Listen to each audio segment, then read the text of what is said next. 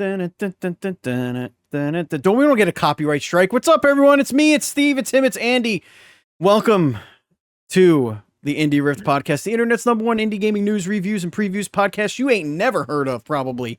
The show posts each and every week for your listening pleasure on your podcast service of choice, including our home, Podbean, and our video home, youtube.com/@indieRift. Andy, how the hell are you? I'm good, dude. Yeah. I'm good. Yeah. I actually played some indie games I dabbled. recently. Yeah, I dabbled. A little bit. And It'll be quick fire. Yeah. I played them for a little while, but I still played them nonetheless. Yes. And I have an exciting Death Stranding 2 update. Oh, good lord. Well. You took away a real an actual update for an actual indie game to talk about brief. Death Stranding for the third show in a row. You're going to love it. You're going to love it. You're going to love it. Okay. I guarantee you're going to fucking love it. You know what? I'm going to roll a D20 and that was a 5. So I'm going to say no. I'm not going to. Ladies and gentlemen, if you want to support the show, you could do so simply by just subscribing to the channels or following us on, whatever you're watching this on, I guess. Just hit the old little follow or subscribe button. That would help us out a lot. Share it with your friends. Or if you got $1 due, go over to Patreon, just like our Patreon producer, Colton, the journeyman, Nestler, who is having a rough go of it right now. We want to say we love you, Colton, and best wishes to you and your family. And we're here for you, buddy. We'll keep it Vagway.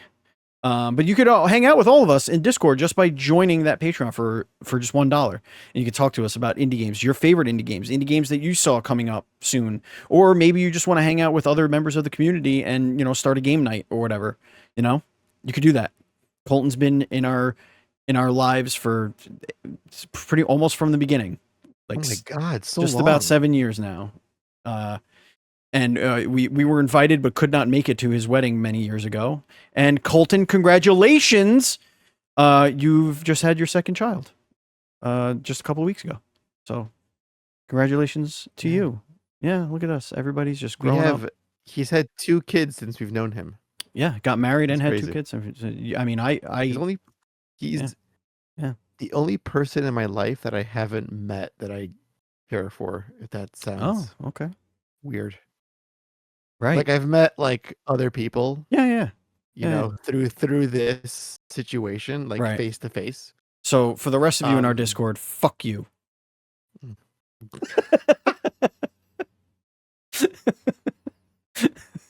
All right, ladies and gentlemen, enough of all that sappy shit. Let's get into the indie game adventures, which I played demos this week, so that'll be in our demo derby section. I did. And I'm going to start a game that unfortunately is in our news segment because I can't talk about it because it was delayed and the embargo has been shifted. That's right. Indeed. So that's just a little hint on what's coming up in the indie news report. But first, we do have an indie game adventure, and it is an Andy as fuck classic Andy edition to the indie game adventures. Ladies and gentlemen, we're going to talk again about this. It's been probably a month or 2 since I think you mentioned this one, but it is out and you've been playing it.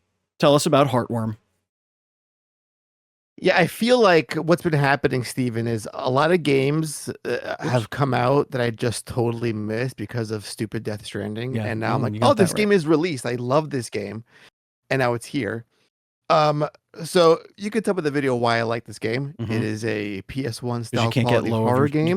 You can't let go of your childhood. That's why. I can't. I think and your childhood was horrifying. I think I'm just damaged. I think I like things to be familiar. Sure. It's why I play a lot of old shit. That's why I rarely play new things, but I'll always play old things. Yeah. So it's not the longest game in the world. I finished it in maybe a handful of sittings. Okay. So but for the low price of $15, you can enjoy this incredible survival horror throwback.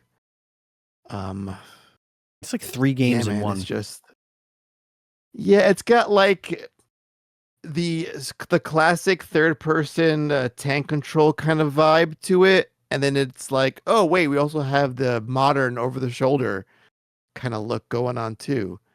So like we're blending both sensibilities into one. And there's a camera. So there's fatal frame kind of aspects to this thing as well. Yes. And there's also a tower of sorts.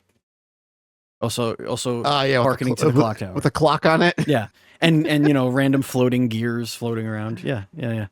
Right, of course. But if you loved Resident Evil, if you love Silent Hill, if you love 90s PS1 horror games, this is like a no-brainer. You have to get it. It's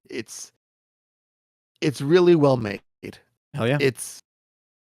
I don't want to give away like the good bits of it because it's not a super long game. Sure. And like the good bits are left. You should enjoy them for yourself for the first time. But it's again, I just love games like this, and I wish that larger studios made more stuff like this. Well, you never know, man. It could be in the cards very soon with the way AAA development has gotten as out of control as it has. Yeah, we'll get to that later on. We will. Just yet another tease. Back into that. Another tease. Yeah. Hey, remember Abzu and all and those games? Well, here we go. Remember the Pathless? Remember Journey? Journey to the Journeys. Sort of this. Oh, by the way, that was Heartworm. That first game we spoke about. Heartworm. Yes. We got to bookend it for you. So check that one out. Sword of the Sea, Andreas. Tell me about it. You played Journey, right, Steven? I sure did. Years after. It's Journey. For lack of a better word, it's Journey, but it is the same team minus one or two key people that made Journey. Again, this is not a long game. This is maybe a 4-hour experience for those who are wondering. It is out now on PSN Plus if you have that subscription, so go check that out. If not, just support the dev and buy it. It's not that it's like $14 or $20, something like that. So if you love Journey, Abzu, or the Pathless, you know this team. You're going to get an incredible score, amazing visuals, and simple yet emotional gameplay. Now, again, it's very much like Journey. You're traveling, but you're on this sword surfboard thing going through waves. And again, it takes me back to Journey, a game that I hold very close to my heart. That's like easily in a top 10 list of games. I probably like make it like in a top 5. It gets there. That's how much that game meant to me. And seeing this latest game from these folks, Giant Squid, who went on to make Abzu and Pathless, another amazing game, by the way, which was a PS5, I think, launch title, also on PS4. They're just doing their thing, man. And these guys kind of like define the indie game experience. And I really can't recommend it enough. It stole my heart. Not in the same way Journey did years ago, because that was, again, a very novel gameplay idea. The whole like wandering in the desert kind of a vibe. Yeah. But it's not like in a been there, done that kind of way. It still feels fresh in a lot of ways. You're like rejuvenating like and bringing the sea to the desert kind of thing. Yeah, it's they do emotional movement very well. Like just it's almost like when you're sitting in the audience of a symphony. Like you don't realize music can move you in a certain way until you hear it so expertly crafted and played. And that's what you get out of games like Journey and Sword of the Sea. It's just like you're witnessing poetry in motion. You're witnessing this, that kind of thing. It's not so much like what the gameplay is. It's about like traversing this beautiful landscape where these colors are popping and you're like surfing on different textures and landscapes, and so you're seeing all the wildlife all around you. Like, it's so wild, and it's freeing. Yeah. And it gives me more joy than I think a lot of modern AAA games could. And they can't come close. And this is like a game that that passion put it together. And apparently PlayStation had something to do with this studio still even being around. According to the developer, Genki on X had written that Sword of the Sea director Matt Nava said PlayStation basically saved their studio. Quote, "We're doing okay somehow. It's been rocky for sure, and there's definitely been moments where we're like, are we going to make it? But we've had some really fantastic partners over at PlayStation Indies program who believed in this project from the very beginning, and when times got tough, they came in and they saved us basically." So, good on PlayStation. The PlayStation goodwill has not been overabundant this generation, but it's good to see that. I mean, that was the whole thing with Shuhei, right? Like Shuhei was like the indies guy. He was the indie guy, yeah. So maybe this was still him, you know, at that time. But I believe it. Hopefully, I believe it. It seems like something Shu would have a, which Shu would have a hand in. Oh, because Shu would hand. Again, folks, that was Sword of the Sea. Check it out. Yep. Sword of the Sea. I'm gonna do a quick 2-minute Death Stranding. Okay. Oh boy. 2 minutes. Okay. Not even. Okay. Ladies and gentlemen, it is time for the obligatory weekly Death Stranding 2 report. It's weekly. And ladies and gentlemen, we're gonna get the clock started. 2 minutes. 2 minutes is all I ask. And begin. Okay. First point. I am 200 hours deep in the game, or more at this point, which is insane to me. Second, you know those monsters you can fight, like the giant, like goopy, they're called like BT monsters. It's like a giant lion, a giant dolphin, a giant whale. You can capture them in this game. You can Pokemon them in this game. Okay. And then you can summon them to fight other ones. And when you summon it, the classic like Toho Godzilla fight music kicks in while they're battling. Okay. That's all I want to tell you. That's it. Totally worth it. Okay. I told you it'd be worth it. And did you only discover this 200 hours in? So I had like the tool to do it, but I never tried it before because it was like, I'm not gonna fight 200 hours. Catch him with what is this? But there's like a sub quest that you have to catch one to use as bait to draw a larger one out. It's like, okay, I'll see what it's like. And then I was like, this is pretty neat. So now I'm just catching them all for my collection. There's like, I think 12 you can catch in the whole game. Okay, that's not so bad. That should be 2 minutes. Now we just need the gritty remake of Pokemon Blue and Red by Kojima-san. Oh, hell yeah. That's all we need. Gritty remake.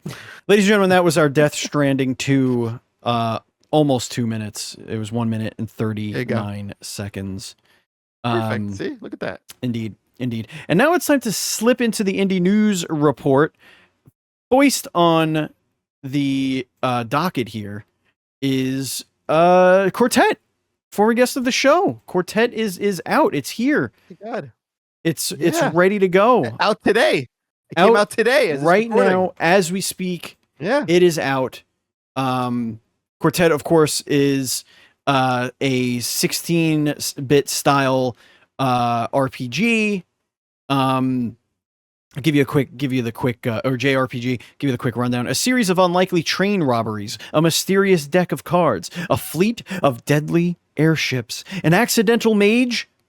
Choose from 4 stories in any order and discover how they intertwine in this turn-based RPG. Something classic. Again, former guest of the show. We're very excited. Great guys over there. And I cannot wait to dig my little grubby little paws on this one.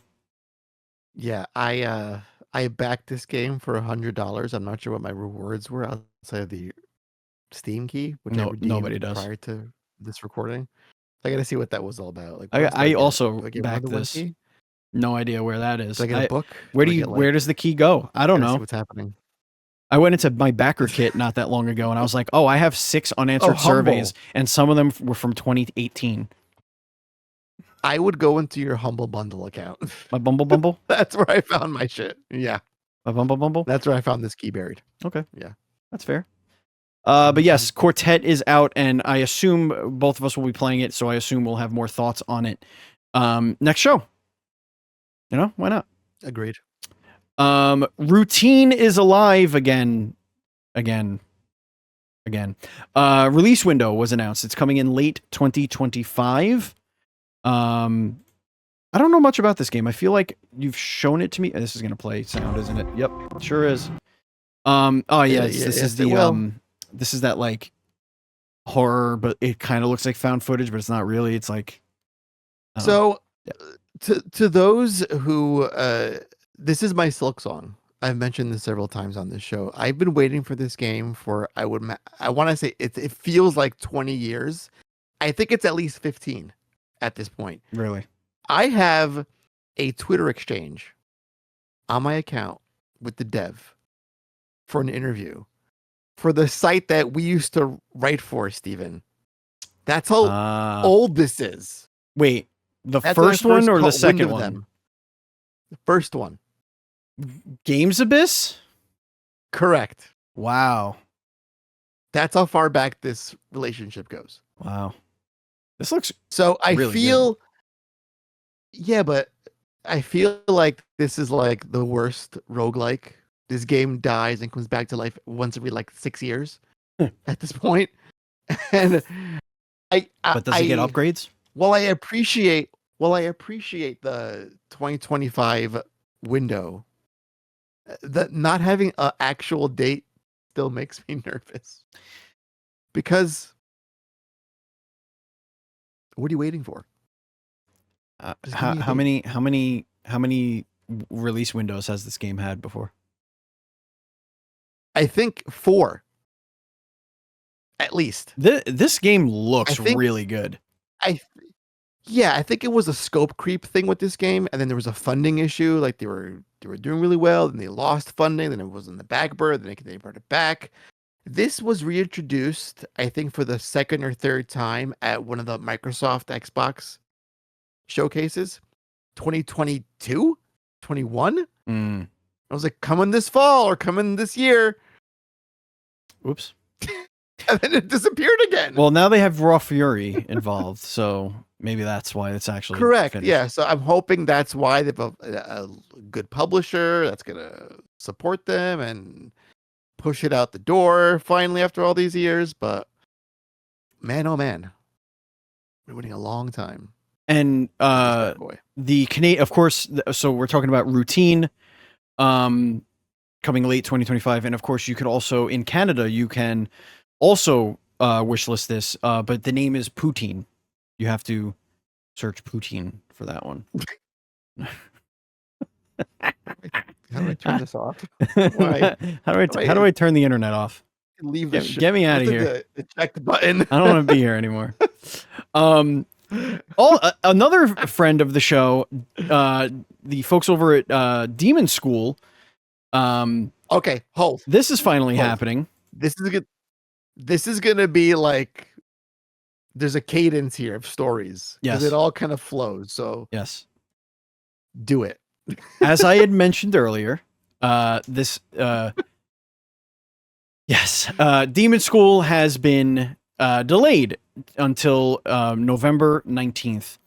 And Polygon actually has an article here, which I did not read this article. I just saw that it was delayed because I got the press release.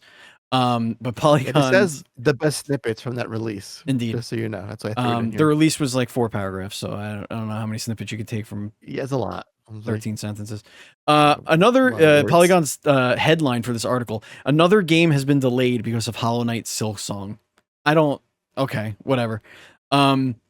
On Monday, publisher We'll get into that. I have Yearsbird so many Games thoughts about that, by the delayed way. the, the upcoming Tactics RPG Demon School, making it the latest game to get some distance between it and Hollow Knight Silksong. The press release, let me see where, yes. After much anguished consideration on our part, we've made the decision to move the game's release. With 11 years under our belt as an indie publisher, we at Yearsbird Games are reasonably qualified to say that any point of 2025 on balance has been or will be as brutal as market conditions can get when it comes to releasing a game. Crueler still that we should find out with such short notice that Hollow Knight Silksong will launch just one day after our planned release of Demon School. If the September period is going to be Silksong's moment, then we need to be elsewhere on the calendar to give Demon School its own moment. Now, hold on. Okay, before we move on to the next segment and talk about Silksong and all that stuff, I want to call something to attention. Okay, because I'm gonna call slight bullshit. We're in the same page. We're in agreement. Yes. I love it. Where is it here? Okay. Yeah. So that is the press release. Now. I'm going to see. I need to see if I'm even allowed to say what I want to say here. Oh. Where is it? There it is. Okay. I'm intrigued. So we received review keys for Demon School. Okay. We did. Meaning it was finished. Okay. Correct. Game is done.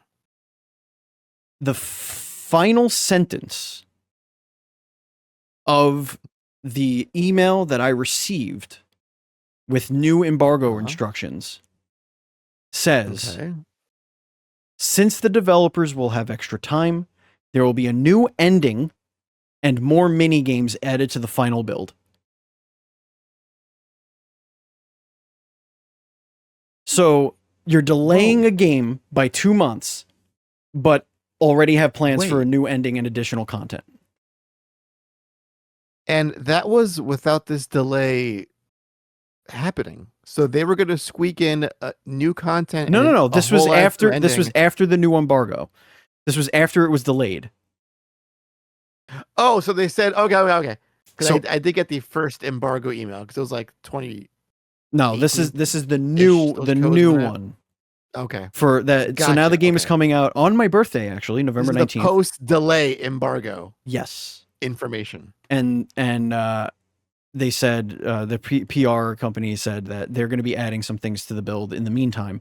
So I guess that could be true. It could be that like, hey, we were going to release this as a post game update. Let's just put it in now.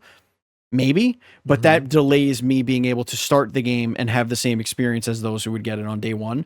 So it looks like our review copies will have to be updated at some point. So I don't know how much. Do you feel discouraged from playing? Yes, 100%. Yes. Not that I'm going to see an ending. Like that game is going to be hard as hell. I mean, you'll see an ending. You don't know that. It's not. You do not know that. So why don't you play it then? Because in 2 months' time, I might see an ending. In 7 weeks, I might be able to see an ending.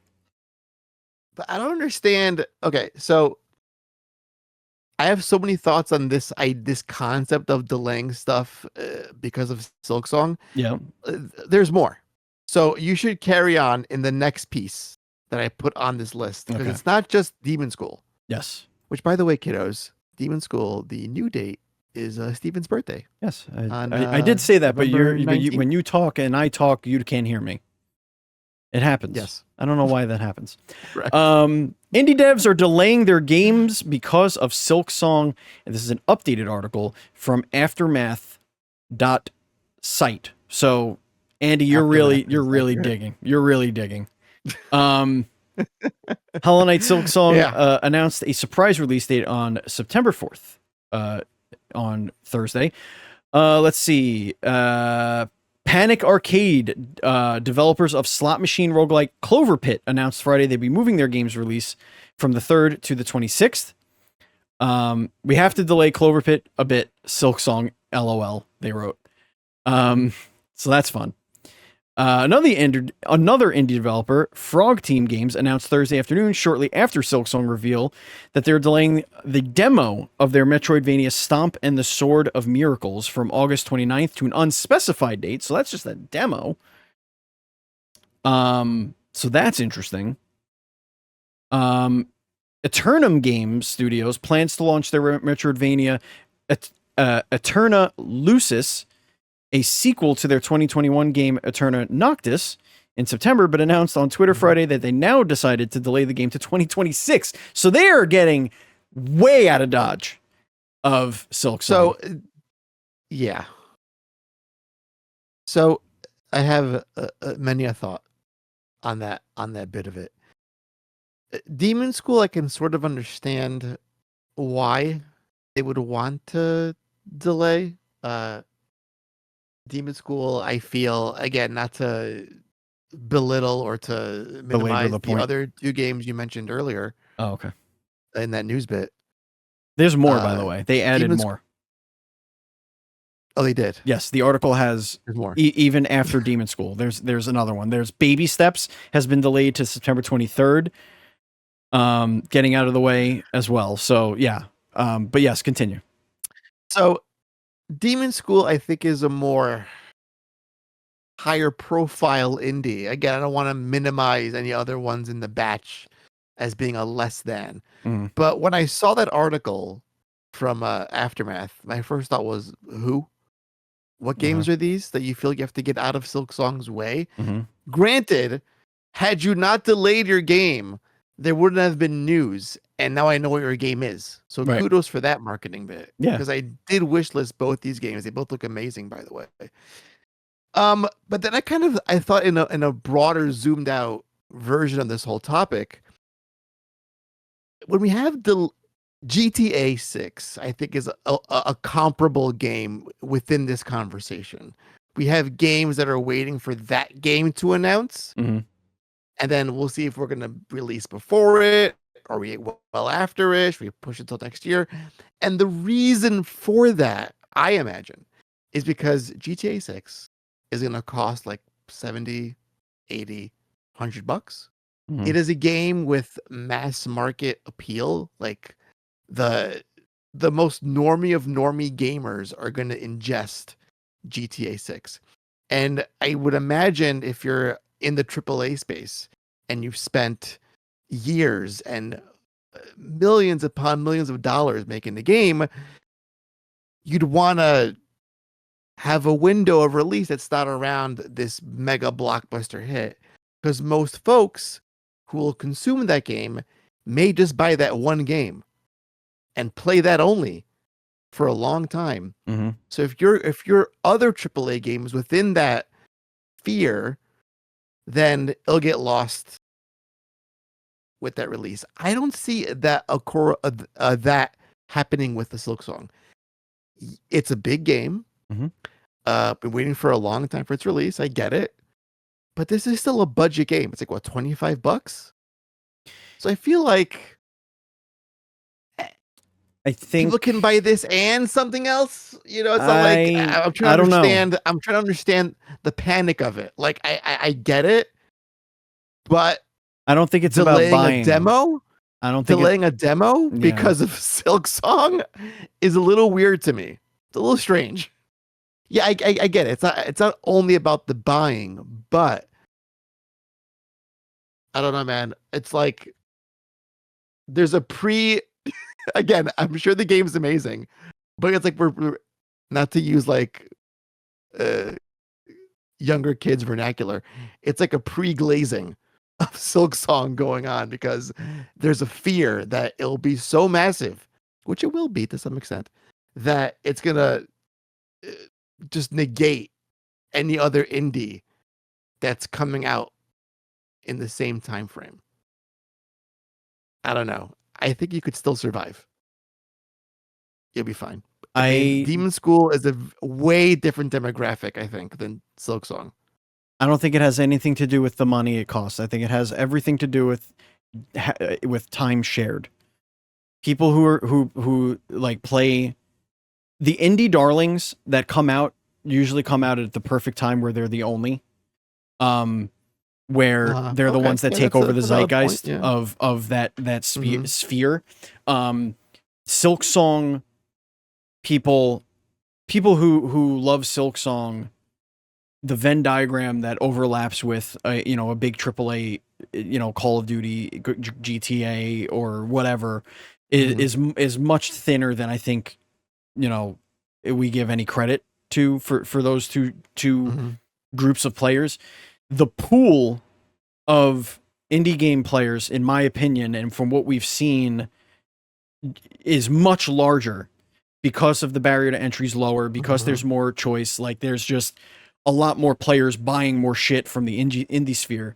But the other side of the Venn diagram just has the money to spend on that one big or two big or three big games or whatever. And they'd rather do that because they spend months and months and months and months playing Madden and Call of Duty and GTA and whatever the hell. Like, that's what they do. That's what they play.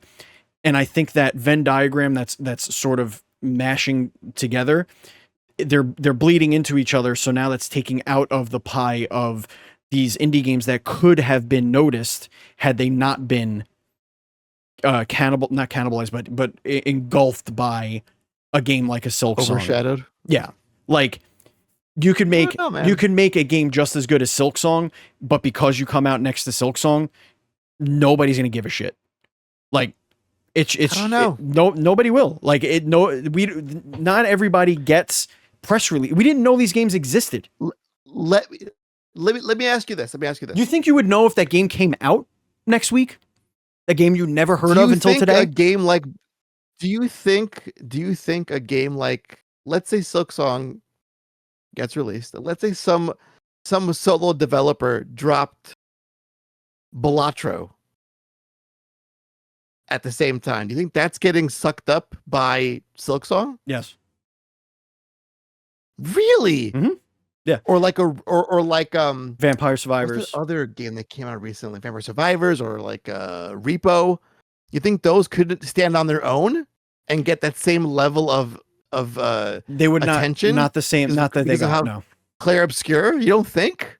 You really don't think? Clair Obscur is a little different. Clair Obscur has AAA shine. Like, it has console 3D release shine, and it's in a genre that it's in a genre where people follow those games very closely.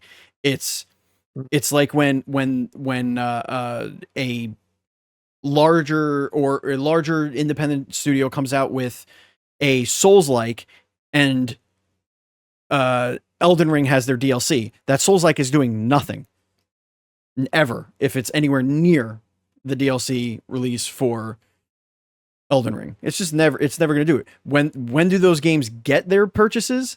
When there's a lull. Like, we try everything when we're dying for those games. So delaying a Metroidvania, even though it's a demo, kind of makes sense, because you're just like, well, no one's going to play my Metroidvania. No one's even going to give a shit that my demo's out. And I need that. That's the other thing. These developers need the feedback loop from the demos to continue to make improvements in the game. So if you're taking your sample size from a possible 1,000 people playing the demo down to 30 because they're just playing Silksong for a month, like, that you're screwed. and a game that comes out, they make all their money in the first 2 weeks that the game's released. Every developer's ever told us that. Yeah. Every release is front loaded. Yeah. You have to get out of the way, unless you are going to have a marketing budget where you're going to be having this game be played on streamers and have content creators make short form content for it and have it be an evergreen advertising campaign. Yeah, fine, but no, I think that what indie dev has the budget for that? Well, if the indie dev, if it's picked up by a publisher, a lot of times they'll have a small marketing budget of like maybe $50,000, and they could spend that on 2 or 3 streamers that'll play it for, an 8-hour stream or whatever. Like, they do exist. It's just, I mean, even I, when I was a streamer, was approached by very small games to be like, we'll give you the game and we'll give you codes to give away. Can you play it for 3 hours? So like, right. You know, there was always that, but I digress. I think, I think Silksong, you also have to remember that there's this weird reverence to Hollow Knight where indie developers who worship the ground that game walks on are like, some of them are like out of respect, like thinking, let me get out of the way. Even though I'm not going to harm it, I just want to be like, the stage is yours, master. Like, do what you, I listen, I know it's not going to, but there's a small part of me that hopes that Silksong is garbage. Just a small part of me. Because of this news, right? Just because of how hyped the game has gotten at this point. How much it's loved. Not even loved. I don't want people to not have something they love. You know what I mean? Like, I still want it to be like, and I know that I know that if the game comes out and it's a dookie turd, the people who love Hollow Knight are never going to admit it's a dookie turd. They have already bought this game in their mind 4 years ago. So, they're going to justify their purchase no matter what. And I'm not, and listen, I know, listen, listeners, I know it's going to be great. That's not what I'm trying to say. But I just want to see the world burn sometimes. You know what I mean? But it'll be fun. It's like when a new Zelda game comes out, it's like, what if it's trash? Yeah, it's amazing because it has been since like 2018. So it's crazy that you say that. It's crazy how you said that. You're so brave. You're so brave, Andy. A brave soul. But yeah, that was my 2 cents. I get it. Yeah. We'll see. I feel like it's a little silly, but it is like, this is like the big indie game of the year. So I hope so. I get it on some level, but yeah. Though on the bright side, I got some games that I didn't know existed until this happened. So you got now you have my money. Right. Like that Clover Pit looks good. Yeah, it does. I'm into it. Yeah. To end our indie news report here, this comes from Games Radar. Baldur's Gate 3 dev says AAA is, quote, perversely fascinated, end quote, by indie games because those devs still understand how to make good ideas that aren't reliant on data. I love this little snippet here. After praising Mafia: The Old Country for feeling, quote, more polished, mechanically richer, and narratively stronger than the previous Mafia game, end quote, Larian Studios publishing director Michael Cromwell-Dowse receives a baffled reply. Quote, choosing something specific and doing it well seems to be a lost art in game design, and I don't know why, it reads. You'd think after the success of Dark Souls and Undertale, the industry would have picked up on it. This is a fascinating argument to make, and please go give Games Radar the click on this because they did a great job like compiling all these different points of view on that from developing community, the developer communities. This is something we've really been saying for years since we started talking about indie games on a more granular level. We saw it, right? We saw multiplayer get shoved down our throats. We saw post-apocalyptic games get shoved down our throats. We saw extraction shooters live service games get shoved down our throats. Battle royales get shoved down our throats. Social deduction games after the explosion of Among Us get shoved down our throats. But it's the reason those are shoved down our throats is because one developer took the chance to make the one aspect of that game great, and people fell in love with it.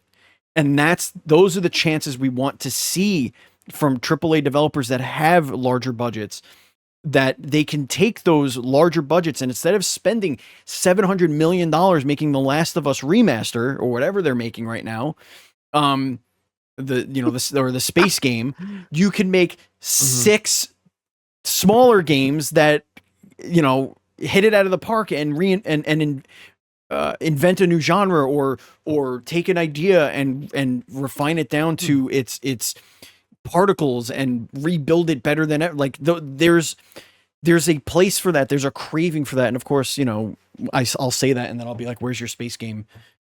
Give me space game. I want space. I want space opera game. I want to be outlaw. I want to be outlaw lady. Retro futuristic space opera game. I want to be space of us. The space of us. So the last of space. Yeah, we're living in weird times, Stephen, because I feel like where the experimentation and the risk and the let's go with our gut piece that this guy is talking about. What's his name again? Deuce. Yeah, from Baldur's Gate 3. I think where we're seeing that in this current chapter in the gaming industry is with like ID at Xbox or the Korea Hero Project or the China Hero Project on PlayStation side. They would rather just look for the talent that already exists and say, "Hey, your game looks really great. We're gonna fund you. We're gonna give you some money to make Lost Solicide." That's like what, out on Friday? That was like a 15-year game. That was a one-man game, an indie game. Sony came along, loved it. Hey, this could be a much larger game. Here's some money, get a team, and you know, fulfill your vision. I think that's the pivot instead of looking inward to do it themselves. That's the trade-off I'm seeing. That'll save. Because think about it. Sony had like what was Japan Studio? That was their weird indie studio. Loco Roco, Parappa the Rappa, you know, all these great games. Shadow of the Colossus, wasn't that them? Yeah, it all came out of that. These like weird, non-traditional games with different gameplay formats and styles and storytelling and visuals. That went away. We shed that piece. And now we just we make one game every 8 years because it takes time and money to make it. Yeah, it sucks. Like I would love them to do that, to say, listen, let's have this one piece of this studio. Here's a small budget, make something indie scale that we'll charge like $6 for. Or like, here's some old IP of ours, make a fun little game that we can throw on our little PS Plus platform service to like boost that library. And it has like a soul, and it's not made by committee or not driven by AI. Data or what's trending or what AI is saying it could be a guaranteed hit. Because I'm pretty sure, where Sony's concerned, all that live service garbage, data driven.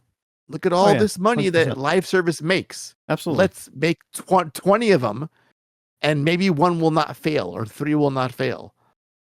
And you waste all this time, all this resource, and you shed talent for no reason. Somebody thought making the Suicide Squad a live service game was a good idea. No, Steven, someone thought giving a studio that made critically acclaimed single-player story-driven Batman games, award-winning games. That too, yeah. Said, let's have these guys do a live service, a soulless live service game where the characters they're playing as all play alike. They're shooting guns. Because, you know, like King Shark, he's all about them guns. Don't forget. Or Boomerang, he's all about that rifle and that sniper rifle. Don't forget, we also got everyone became Deadshot. An Avengers game. Oh my god! One of the largest IP on the planet, and they somehow put out a turd for that one too. And this was like at the height of like the MCU popularity. It's like it hadn't like crashed into a flaming garbage cesspool that it is today. Yeah. People still loved it then. Yeah. With such reverence, and you make a live service schlop. It's true. A live service schlop. Isn't that the truth? So I find it funny how we're catching up. All All right, we're gonna switch gears and take a break from video games to touch base on the tabletop, the analog games here. This is a weird story, by the way. It's very strange, weird, but it was something I was like, this should be spoken about. Or even if we don't have too many opinions on it, at least it should be put out there so people can know what this happened. So there's a tabletop RPG that was kickstarted and fulfilled, like finished. It's completely finished. Called Grimworld. So I was thinking Grimoire for some reason. Grimworld TTRPG. The game is digitally released. It's the printing of the books that are still kind of in limbo, and apparently it's because the creator, who has access to all of the accounts to like order the stuff and like approve things and all this stuff, has been missing. Straight up missing for two plus weeks at this point. I thought it was 2 months. I think it was might have been 2 months. No, I think it was 2 weeks. Yeah, it's worse. So this is from Aftermath as well. The tabletop RPG, which was originally supported in 2024 on crowdfunding site BackerKit by 590 people for $40,000, before a later hardcover version was backed by almost 600 people for a further $47,000, promised a cinematic narrative rules system, which is skewed, blah, blah, blah. That whole, it was supposed to be delivered to customers in hand in July.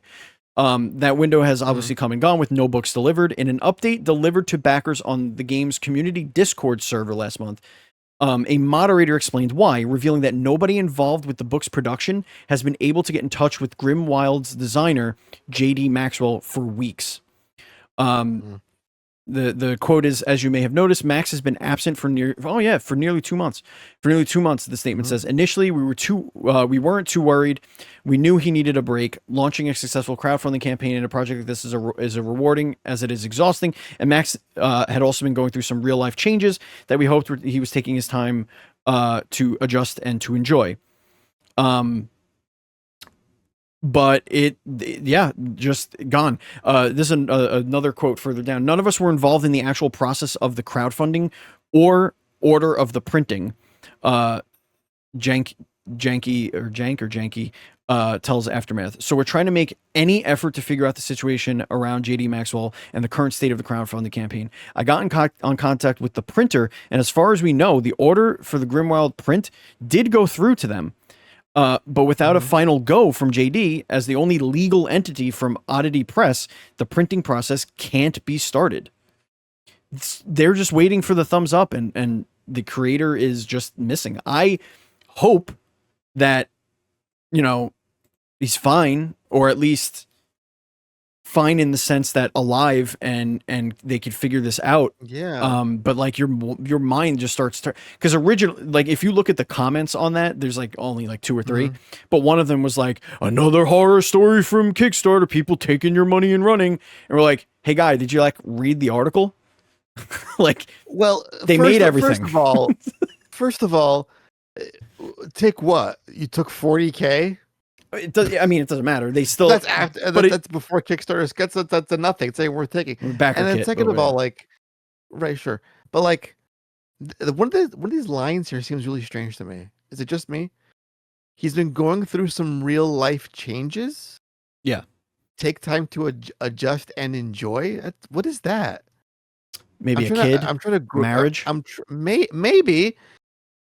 Okay, a kid is fine, but that's like a good thing. Like, hey, he had a kid, that's why he's MIA. But it's just strange, man. Like, no one knows who this guy is for 2 months. Somebody does. It's bizarre. Hopefully that gets taken care of. But that's just a little side table, which of course you can check out DevDive side table, where I interview tabletop developers. Maybe I'll get JD on one day. You should get someone from that. That'd be cool. Some way. That'd be cool. Yeah, get the print. We're not like a news. It's not a news thing. So I want to make sure that it's resolved first, and then maybe I'll get like a conversation about what happened. Right. All right. It's time for Demo Derby. This is going to be where we talk about some of the demos we played, and I'm the only one that played some demos this time around. So it's me. I'm the problem. It's all you, baby. So it doesn't have a trailer for this game, but I played Order Automatica, which you can check out on Steam right now. You can download it. No release date yet. It's from New Beings. It is a roguelike auto battler that's set on a 3x3 grid. So there's 9 squares, right? Each of your tiles that you put there have like these little abilities they can do either in a column or a row, or like upon death, or like when they attack, blah, blah, blah. And it's very simple. There's an attack stat and a defense stat, right? And each card has a inventory that you can add objects to. So what you do is you get a currency to spend on how many cards you want to use, and items that you get. And it's random. What I didn't know, and which is really cool, is if you get 3 of the same character, they combine into a stronger version of that character. Oh, that's pretty cool. I'm into that. So that's cool. But also, so they attack, and they in the order of the grid that you put them. So the grid is numbered 1, 2, 3, 4, 5, 6, 7, 8, 9. So if you put something in the 1, it's going to attack the other 1 on the grid. And if there is no 1, it attacks the next closest to them. So you're constantly trying to figure out, okay, this is the enemy setup. He has this kind of character there. I know that if I use this character in my 1 slot, it has an ability that on death will summon two creatures with so-and-so power in an adjacent space. So I'll leave those spaces empty so that he can go in, attack, die, make these 2 things. And then I have this other one in the middle that when it's their turn, they give a +1 defense to anything adjacent to it. So like you're chaining these rounds, and you're just trying to extinguish their overall health, which is like these little candles that burn out as you kill all of their things. The candle goes out, and then you go on and on. So, and the items that you get like augment something. So you can trash cards, and you get some more currencies to spend on like adding new cards to the playing field, or you could use items, which also cost this currency, and you could attach them to cards. So like one will be +1 to anyone in this column, or +1 defense to anyone in this column, or another one would be +1 attack to anyone in this row. So you're like trying to, and then you get all those bonuses at the start of the round, and then everything kind of fights pretty much simultaneously. Very cool. Very, very cool idea. I could not get the sound to work. I don't know what happened. There was no sound. That's a note. But it was weird because when I opened the game, all my sound on my computer stopped. When I closed the game, all my sound came back. Very weird. So probably just some weird compatibility glitch. But so I'm curious to see what the game sounds like. I'll boot it up again after we get off the air and see if it was just like a fluke thing. Interesting. But a really cool concept. So that's Order Automatica, and very cool art style too. Very grim, very dark. It does look really cool. Yeah. Yeah. So I played that. The next one that I played, I'm more excited about, but I didn't get as deep into it because it has 2 very distinct mechanics going on here. It is called Pax Autocratica. Pax Autocratica is a satirical totalitarian colony sim with roguelike first-person shooter combat. Build your base, enact policies, and rule with compassion or tyranny. The choice is yours. Lead your battalion against the factions of authoritarian empire and unite the Tyrus system under your banner. There's 5 factions that are all vying for power in the galaxy. This one Tyrus was like the main guy, and he mysteriously died. So everyone's vying for power now. And you're playing the solar system people, basically humans, that were always at the bottom of the food chain of all of these factions. There's like a robot faction and alien people. There's like zealot alien weird things. There's like outlaw cowboy and space pirate people, like whatever. And then there's you. The first thing it does is it drops you into the first person shooter aspect of it, which is fucking dope. It plays really, really well. You have like a jetpack, you're flying around, you're shooting guys or whatever, and then you like picking your upgrades to like whatever. Really cool. And then you're dropped into this world where you have this robot with you, and you're telling him, hey, go to go mine for these resources. It'll mine for the resources, and you start researching technologies, and then as you're researching technology, right, you assign whatever. You have this like techno whip. So like I did see that in the trailer, yeah. Here, let me speaking of, let me play some of this in the background while we're talking. Yeah. That you can like boost their productivity, but at the negativity of like hitting them, like them getting like upset with you, lashing them to work harder. Is that what that's for? But it's like they're robots, so it's like you're charging them with it. That's how they get away with it. Oh, got it. Right, but it's like it's cool. like it's red, so you feel like it might be corrupted. So like you're corrupting them with like this energy to like make them work faster. You're totally just whipping them to death. But it's very interesting because like I want to do more of the shooting stuff, and I'm not sure how to get there yet. Yeah, I was watching the trailer and I was shocked when I made the FPS turn. Yeah, because I'd expect it. It looks it plays it's like city building really well. Sim things are happening. There's like politics involved. Like you can build monuments and choose your whatever the hell, and then it's like Destiny. FPS, Destiny skill tree. I'm like, what's happening? Yeah.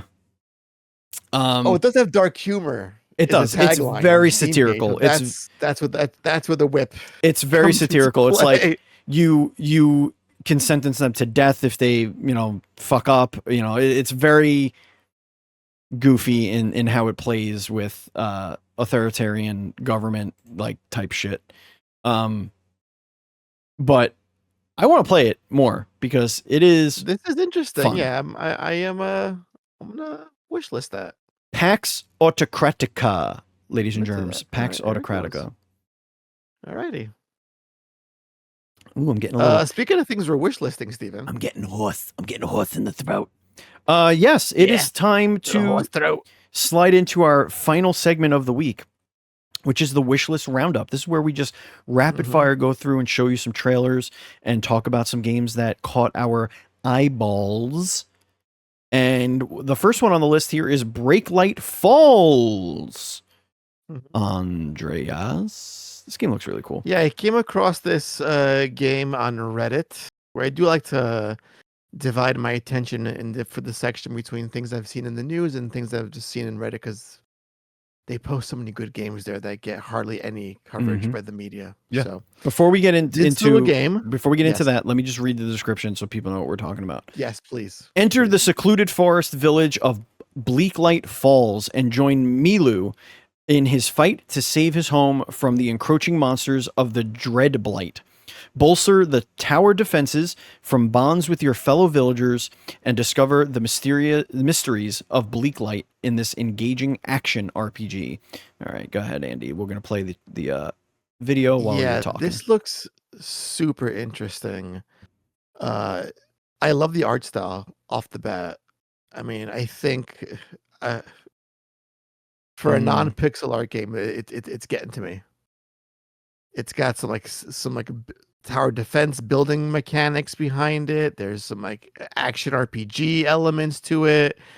It's got tons of flash. These moves are so over the top by this character that he's executing. It's got some production value.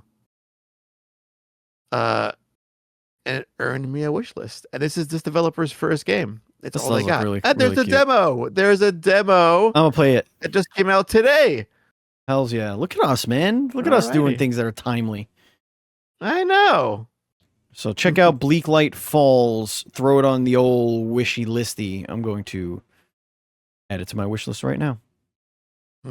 Very cool.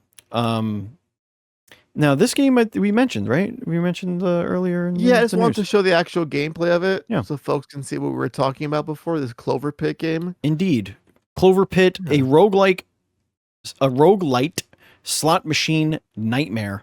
Gamble your life in a never-ending debt simulator. Look at this. This is like. I'm gonna be honest with you, Andy. Buckshot roulette. I don't think I want. Like I don't think I slot want. machines. I don't think I want to do the debt. I don't want. You know, is it a little too close to home? A little too close to home, man. You take a piss in a little urinal as you're playing, so you're just like stuck there forever, just feeding the slot machine. Seriously, you're just some old lady at the slot machine in Vegas. You know what I used to think as a kid? Like, what? Tell me. I used to think that real slot machines all had that button you could push that would just release all the money you put in it. Because remember those like fake ones that you got from the Marlboro catalog? Yes. I feel like every mom had that in 1993. I wonder if one of the buffs or like debuffs is like the D tier house. I hope or not. like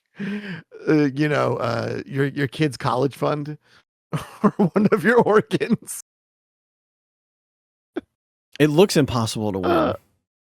I know, that's why I love it so much. I love the art style too. You keep getting dropped into a pit of despair. Yeah. What are the winning conditions here?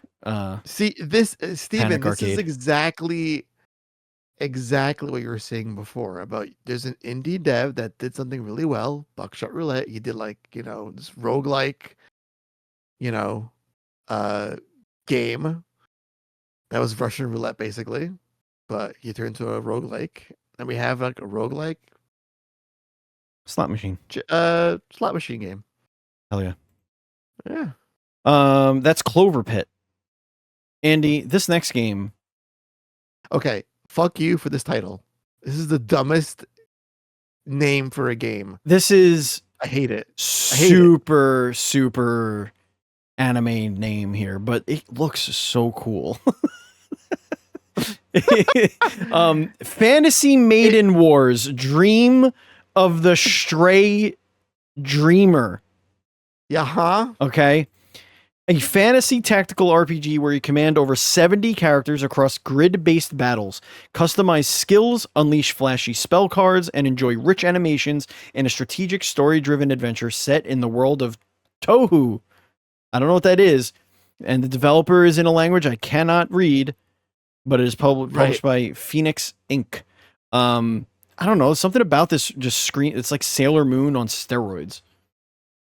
So it reminds me, there was like a string of games on Game Boy Advance, like Gundam games. Yeah. But they were like super deformed. It was like big head. They were like chibi body. Yeah, I remember that.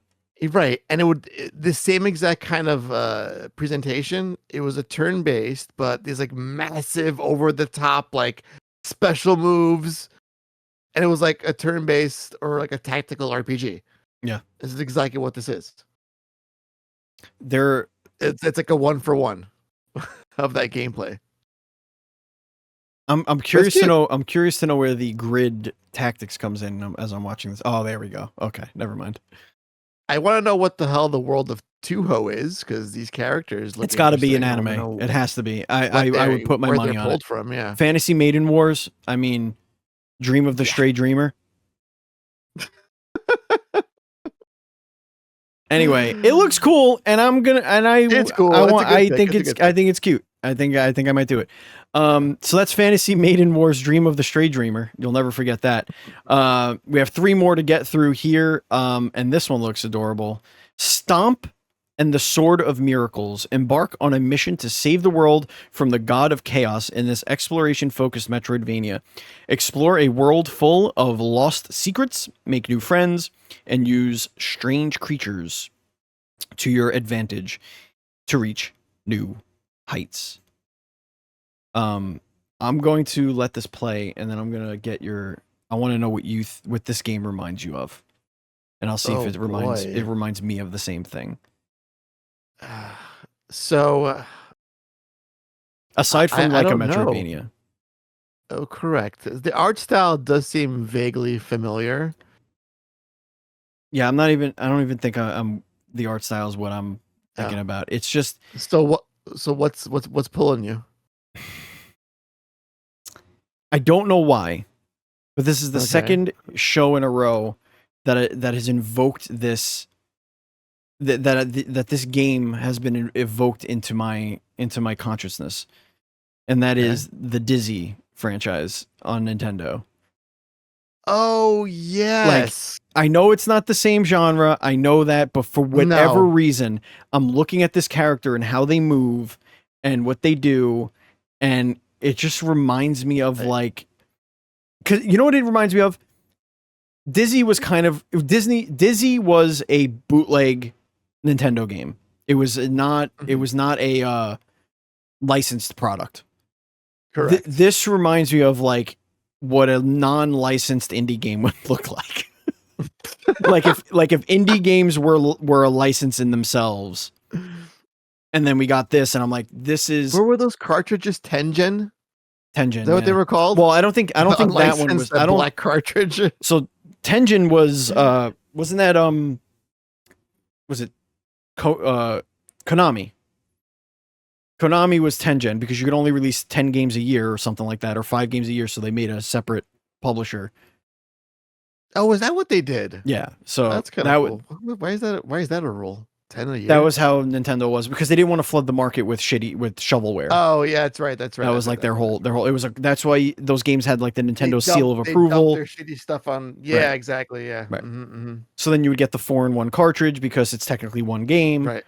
You know, correct. You can get away with it, kind of thing. And then you had the games with you had to like put the little switch on the back to turn it so you could have 8 games, but like.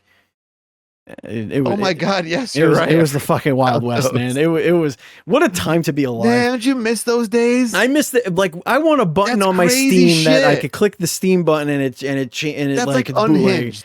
Yeah, flip the switch to get more games on this cartridge. That's man. So wacky. I have one of those carts somewhere. Let me see if I can find it. You vamp for a second. Let me see if I can find it. That is just the most ridiculous shit. But yeah, so I came across this game on Reddit. What the? And I guess something about, I'm a sucker for a Metroidvania. It's got a cutesy little art style. I think you're a dinosaur or a stegosaurus by the looks of the character. Got those spikes on his head. I think he's got 4 legs. Okay. I don't know. I'm back. You're not going to believe it. You're not going to believe what the top. Did you find it? First of all, there were the 3 games that were on the top of the pile. The first one of my favorite NES games of all time, as you know, Pickle Cubicle. Right there on the top. Okay. Yep. Right there on the top. Mm-hmm. But what are the odds that the next cartridge is a Tengen cartridge of Afterburner? What are the odds of that? Was it? What are the odds of that? So there's your Tengen. They were the black cartridges. There it is. And the third one, would you believe it if I told you, was the 4-in-1? I believe it. With you got Dizzy, it really fast. With the Switch on the back. You got it way too fast. With the Switch. So it had to have been easily accessible. So position B, only use this portion if the game does not work in position A. Could you imagine? People would lose their minds if that was like a thing today. 4 games position in one A cartridge. B. Boomerang Kid, Super Robin Hood, Treasure Island Dizzy, and Linus Spacehead. My goodness, Steven. There it is, folks. In case you thought I was lying to you. Fucking. Can you see it? The stuff we grew up with. 4-in-1. Unreal. Tengen. Unreal. Anyway, I don't know. For some reason, it just hit me. Like, I got this weird nostalgia tickle from it, and I don't know why. It just happened. I see it. It was weird. I see the Dizzy. Is it the shape of the character? I don't know. It's maybe. I don't know. Maybe I'm just an idiot. Comes from upbringing. Parents. Well, there's that too, but still. The next game on the list is This Game Did Not Delete Itself. 2 minutes and 53 seconds. That's how long you need to survive. The only rule is don't look away from the monitor. In this first-person puzzle game, you must figure out how to overcome all the distractions that they throw at you. And there will be a lot. This is from developer Mr. Anderson. There is no video. And so I will show you the pictographs here on the old camera.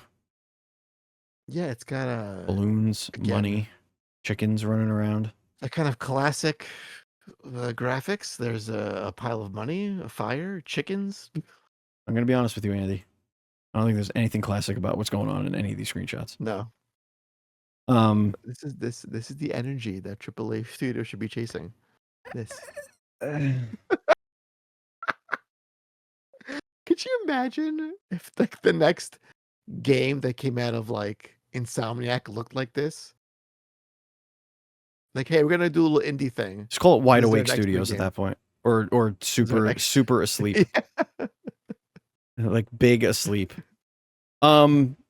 This game did not delete itself. I'm not gonna wishlist that. That looks just too weird for me. But this next one, I think I will. Next one. I think this one gets me. This one gives me Glover feelings, and I don't know why. Mm-hmm. This is Unsent. Unsent. Unsent. In this, in the regulatory realm, superstitions manifest as bizarre bureaucracies. That's a sentence I just said.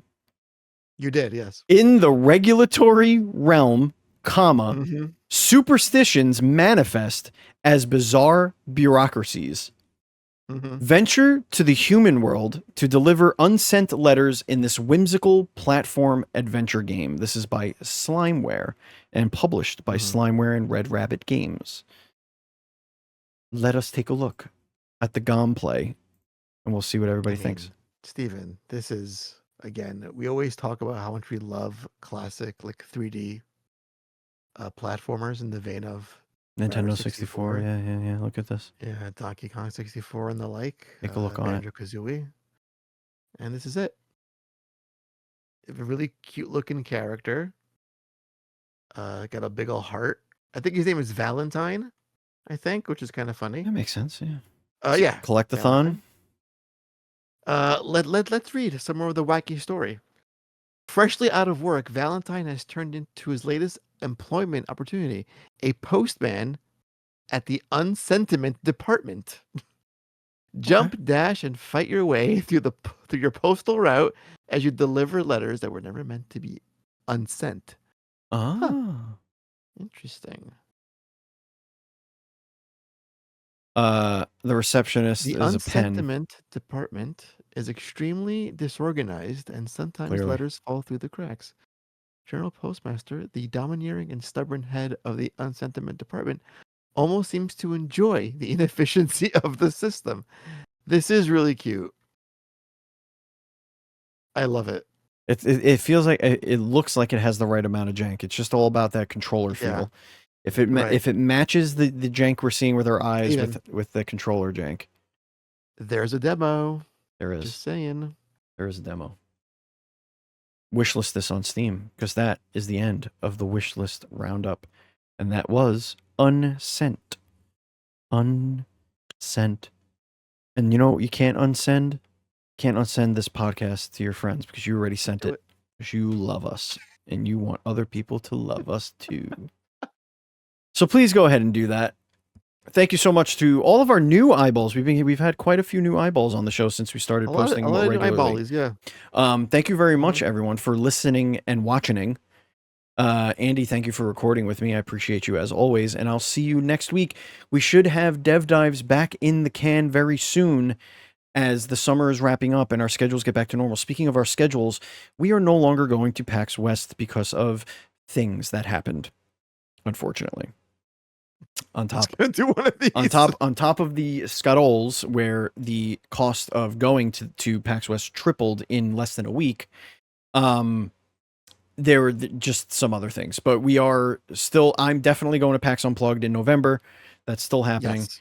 And then next year we will be going to East. And I'm going to see about getting Gen Con on my schedule next year as well. Interesting. I'd really like to go to Gen Con. A lot of the crossover with the other community that I'm in, like the tabletop RPG stuff, which, by the way, if you like tabletop RPG and you like, D&D content and like all that kind of stuff, follow me on TikTok. I'm BatchildDND on there. So you can check it out over there and I make little fun little videos on there. And I've gotten into making tabletop RPG terrain, like out of like foam and like I'm painting stuff, and I'm like making really cool shit right now. We're at that level now. I'm just, you know what I decided, Andy, and then we'll end the show on this. I think next year, next summer, I'm gonna make the move to start a summer quote unquote camp program for tabletop role playing. That would be a great launching point, right, to the inevitable. Correct. Cafe. Now the only thing is, I will like... still have a job. Hopefully, maybe, probably. True. Yeah, but still, so it would have to be. I feel you could plan around. You know, it would have to be an after school thing, or not after school, an Yeah. after camp thing, like after like normal camp hours. Like, hey, take your kid over here from right, 4 to 7 or whatever. I don't know, but I was just thinking of that. I thought that would be a really cool thing. So I'm making terrain so that I can have it in person and run D&D games. Speaking of D&D games, you and I have a lot more free time this weekend because we're not going to PAX West. So we might have to get all that stuff in the can. The thing I'm waiting for. I think it's going to have to happen this weekend. We discussed the premise. We discussed the setting, the time period, what kind of person I may or may not be in this one shot. Do you want me to make 3 characters and you choose which one you want to play? Oh, I love that. Okay. I love that idea. I'll make 3 characters. You choose the one you want to play. The other 2 will be NPCs that you interact with that are like part of your team. I'm so nervous. All right. That's what we'll do. And hopefully maybe we can do this weekend. I have prepped enough to get us through at least a couple of bonus shows. Folks, if you want to listen to that, join our Patreon, patreon.com/indieRift. Thank you, listeners. Thank you, viewers. Thank you, Andy. And as always, please be excellent to each other.